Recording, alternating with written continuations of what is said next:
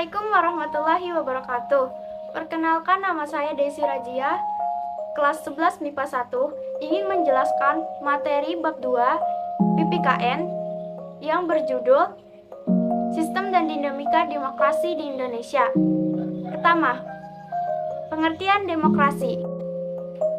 Istilah demokrasi berasal dari bahasa Yunani, demos, yang berarti rakyat, dan kratos atau kratein yang berarti pemerintahan. Dalam arti sederhana, demokrasi dapat diartikan sebagai pemerintahan oleh rakyat. Dalam pengertian yang lebih kompleks, demokrasi berarti suatu sistem pemerintahan yang mengabdi kepada kepentingan rakyat tanpa memandang partisipasi mereka dalam kehidupan politik.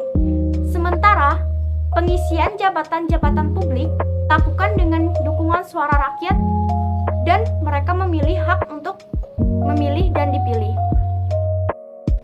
Pengertian demokrasi menurut Abraham Lincoln. Menurut Abraham Lincoln, demokrasi adalah pemerintahan dari rakyat, oleh rakyat, dan untuk rakyat. Prinsip-prinsip demokrasi. Pembangunan demokrasi akan disesuaikan dengan prinsip-prinsip demokrasi yang berlaku universal, yaitu mencakup 1. Keterlibatan warga negara dalam pembuatan keputusan. Yang kedua, tingkat persamaan atau kesetaraan tertentu di antara warga negara. Yang ketiga, tingkat kebebasan atau kemerdekaan tertentu yang diakui dan dipakai oleh para warga negara. Yang keempat, penghormatan terhadap supremasi hukum. Dan yang kelima, pemilu berkala. Prinsip-prinsip demokrasi menurut Henry B. Mayo. 1. Menyelesaikan perselisihan dengan damai dan secara melembaga. Yang kedua, menjamin keterselenggaraannya perubahan secara damai dalam suatu masyarakat yang sedang berubah.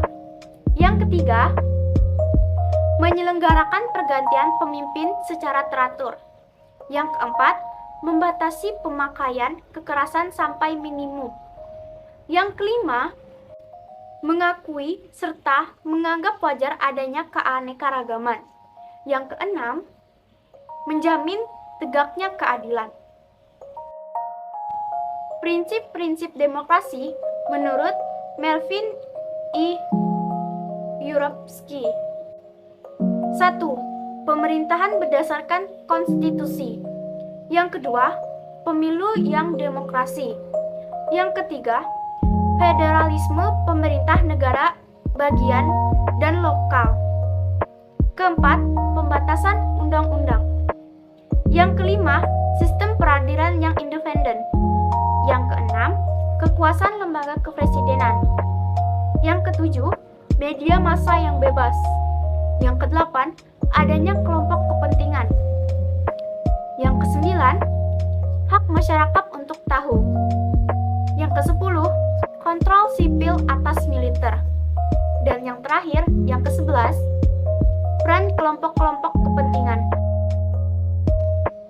Macam atau klasifikasi demokrasi. Pertama, atas dasar penyaluran kehendak rakyat. Dibagi menjadi dua, yaitu demokrasi langsung, yakni demokrasi yang mengikutsertakan rakyatnya langsung dalam menentukan kebijakan negara. Yang kedua, demokrasi tidak langsung, yakni demokrasi yang dilakukan melalui sistem perwakilan. Artinya, rakyat untuk dapat ikut serta dalam menentukan kebijakan negara tidak dilakukan secara langsung, melainkan melalui wakil-wakil yang telah mereka pilih dalam pemilu. Yang kedua, atas dasar prinsip ideologi, dibagi menjadi dua macam.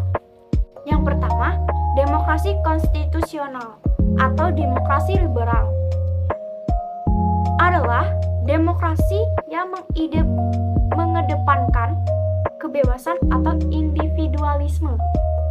Yang kedua, demokrasi rakyat atau demokrasi komunis Disebut juga demokrasi proletar yang berhaluan Marxisme dan komunisme. Dan yang ketiga, atas dasar yang menjadi titik perhatiannya, dibedakan menjadi 3.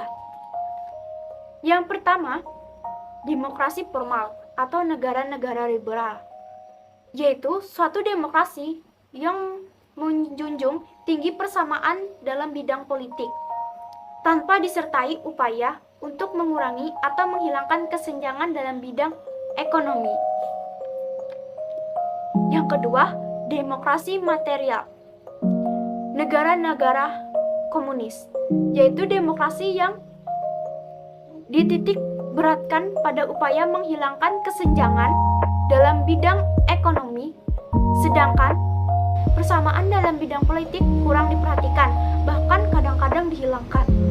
Yang terakhir, demokrasi gabungan atau negara-negara non-blok, yaitu demokrasi yang mengambil dan menggabungkan kebaikan serta membuang keburukan demokrasi formal dan demokrasi material.